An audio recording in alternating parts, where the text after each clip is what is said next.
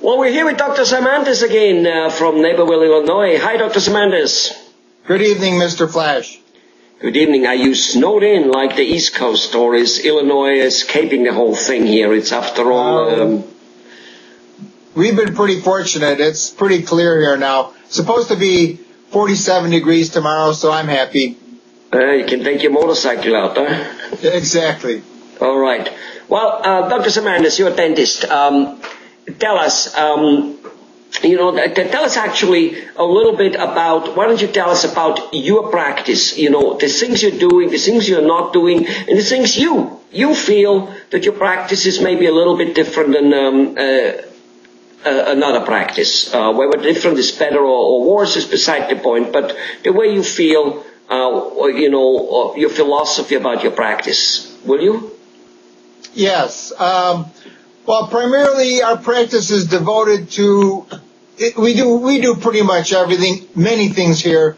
The one big thing we don't do is molar endodontics, but we also have, on occasion, we do have a doctor come in to do that.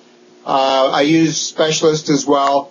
I don't do orthodontics at all. That's about the only thing I kind of really don't do anything of, is the orthodontic part. But we do pretty much most everything else. We deal from children to full mouth rehabilitations to full implant supported restorations.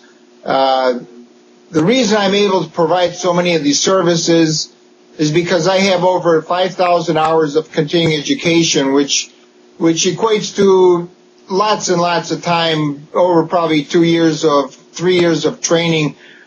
Take, for instance, I was just training previously with the leading implantologist in the world, Dr. Hill Tatum, in Puerto Rico. I was there for approximately 2 whole months 2 years ago, training with the world's leading implantologist at an incredible facility in San Juan. So we do many various procedures, and again, a lot of it's highly trained kind of materials that we use, and the training I have gotten also. One big thing we do differently than most general dentists is that we use IV sedation, where we can make people much more comfortable and at ease during their procedures. A lot of people are skeptical and afraid of coming to the dentist, and it's a great way of taking and making people comfortable about being here. And some people just absolutely don't want to even be here, so that's a great alternative for people who are totally phobic. So we do a whole range from full mouth reconstructions to children's teeth. And we pride ourselves in our facility. My facility was specifically designed for phobic kind of people, but it's beautiful from any standpoint, from anybody who wants to come by.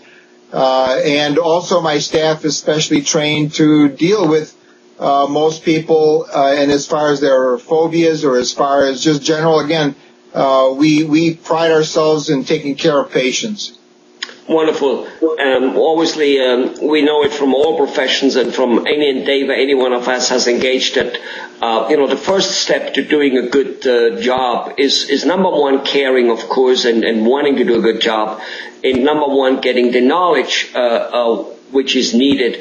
And usually a person who cares will, of course, go through all hula hoops to get that knowledge. Not getting the knowledge already means, to a certain degree, a tiny bit less caring type of thing. Now, you mentioned that you don't do orthodontics, but a patient coming to you with maybe his own mouth, an adult, or with his or her children, you would nevertheless to be able to say, it's time to go to an orthodontist, you will need it. That you I assume can and will do. Am I right there? Correct. I do know when people will encounter problems in their future, potentially due to crowding or due to some kind of malposition of their bones or their teeth alone. So yes, I do work with a couple of very, very good orthodontists. I don't work with everybody because I want at least I recommend my patients to go to the dentist that I know they should go to, sometimes they choose differently. Oftentimes to my detrimental. It's just unfortunate sometimes because the cases come back not quite the way I anticipated they would be. So it's a position though that the patient has their choice and they can go wherever they want. But again, I highly recommend 2 or 3 in the area to have the orthodontics done if needed. Sure. Well, thanks a lot for filling us in what you do, and 5,000 hours of continuous education. That's a little bit more than the government requires you to do, isn't it? Yeah, I think the requirement in Illinois is something like, I'm not even sure, it's 32 hours every 2 years or some bizarre. I mean, dentistry is a passion of mine.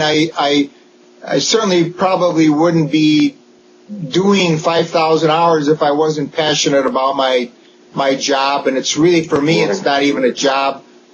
Most of the time, I'd rather be doing dentistry, quite honestly, than sitting around. Riding my motorcycle is fine too, or travel. But for the most part, I just love what I do, and it's part of the passion I have for the field. With no doubt. And as I said, having enough responsibility, having enough caring to learn a lot has to do with just that. You're responsible, you care, and you love it. And as our good old friend Mr. Donald Trump, I once heard him giving a seminar to literally 30,000 people, and I was one of the little tiny listeners in there. And he says, somebody asked him of what it takes to be successful, and his answer was strikingly simple. And I didn't expect him to make that answer. I expected him to go on a rampage of what you need to know or whatever. He says, first, you've got to love what you do. Because here's what's going to happen. No matter what you do, you'll have plenty problems. And if you don't love what you do, there's no way for you to keep carrying on. And, absolutely. Yeah. So it's quite something, and so it's wonderful. You love what you do, and most doctors do. But again, there is there is love, and then there is I love it. Right. Correct. Thanks, Dr. Zymantas. Thanks for filling us in. Thank you, Mr. Flash. Thank you.